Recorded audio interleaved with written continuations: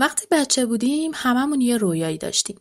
یکی میخواست خلبان بشه، یکی نقاش، یکی دکتر، یکی هم ستاره سینما.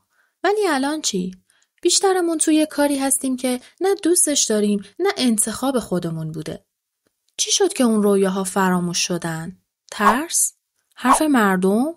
یا فقط چون فکر کردیم نمیتونیم؟ بیشتر آدما شکست نمیخورن. اونا حتی شروع هم نمیکنن. بیشتر آدما دنبال امنیتن، نه آزادی.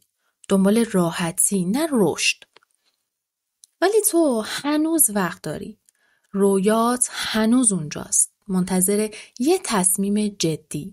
تصمیمی که شاید زندگی تو رو برای همیشه تغییر بده. یا رویاهاتو دنبال میکنی یا کل عمرت یه جای امن در حسرتش میمونی. انتخاب با توئه.